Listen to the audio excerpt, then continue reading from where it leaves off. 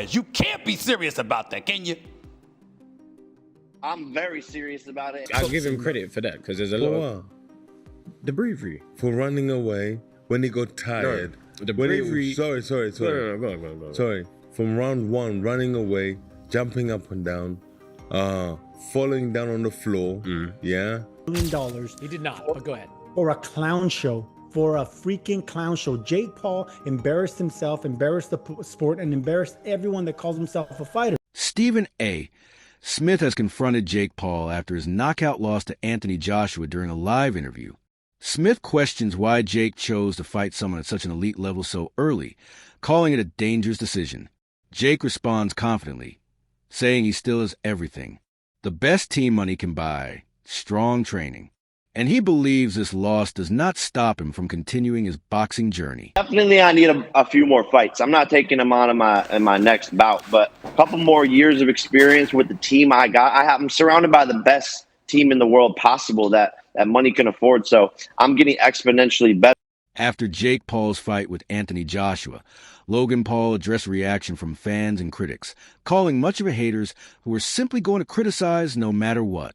He explained that competing at this level naturally brings scrutiny, and this fight was no different. Logan emphasized that while no one realistically expected Jake to defeat a two-time Olympian, his brother's sheer confidence and determination made the effort remarkable. Even after suffering a broken jaw, Jake remained positive, joking and filming content in the hospital, showing his resilience and love for the sport. Logan highlighted that this kind of mindset, pushing through fear and adversity, is what drives Jake's continued success.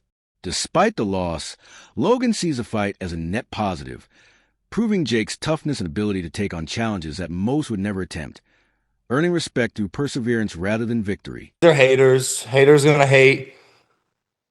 It's just the name of the game, you know. When you're operating at the high level that my brother and I are, the haters come with it. I mean, statistically speaking, part-timer, I think the narrative's dead. I've been showing up every single Monday for the past month and a half. I've wrestled in 4 out of the 5 times I was there. I won every single match. So, like, everyone who's yapping can now shut their trap because the narrative's dead.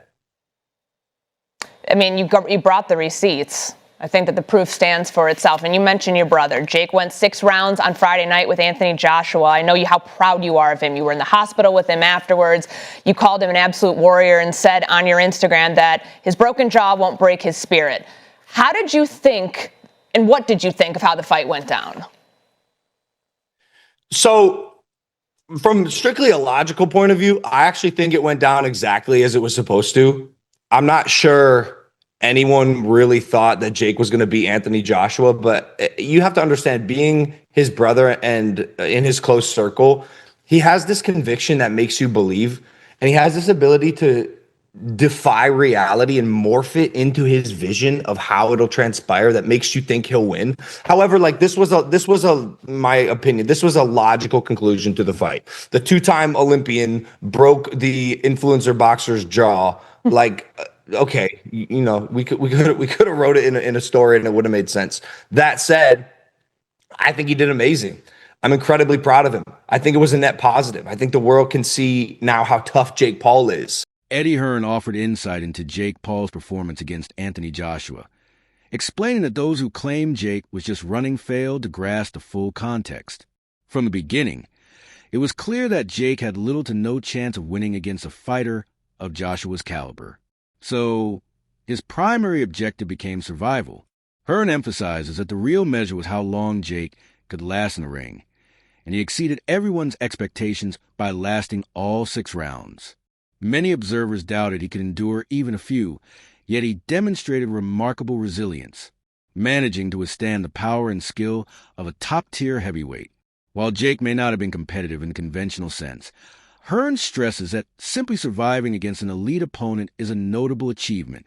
Enduring 6 rounds under those conditions highlights Jake's toughness, mental strength, and ability to handle extreme pressure, making his effort impressive despite the loss. It was running and Jake was hold. But listen, I mean, at the end of the day, Jake had one job, and that was to try and survive. I mean, he was never, ever going to win the fight, ever. And if you would have said to me, do I think he'll go 6 rounds? I would have said absolutely not. I mean, I felt that it would take AJ a couple of rounds to get hold of him, because I knew Jake can move a bit and he'd be moving off the back foot and he'd be holding. But it was the way that he did it, I think, was actually quite impressive. Like, not that particular part, but the way that he would, the way that he was strong in the clinch. He wouldn't let AJ get his shots off in the clinch. He made him miss a few times. And obviously AJ's been out of the ring for a while. But to be honest, I think the most fascinating thing of the whole night in terms of the fight was how he didn't get flatlined by that right hand. I mean, I said going into the fight, it's probably going to take AJ a few rounds to get hold of him. And I also said, as soon as he lands clean, the fight's over, right? He landed a few before, but the first that he landed really clean was the final shot. But, he never flatlined Jake. I mean, he did break his jaw in 2 places, which is a disaster. But there are a lot of heavyweights that would have been out cold from that right hand. I mean, one of them was Francis Ngannou in a pretty similar shot, really. Do you know what I mean? So I actually give Jake unbelievable credit for doing it in the first place, but his performance as well. I mean, I stand by the fact that I think he's just a decent cruiserweight, but like, he did go in with Anthony Joshua, and look, the world is full of criticism and opinions and negativity.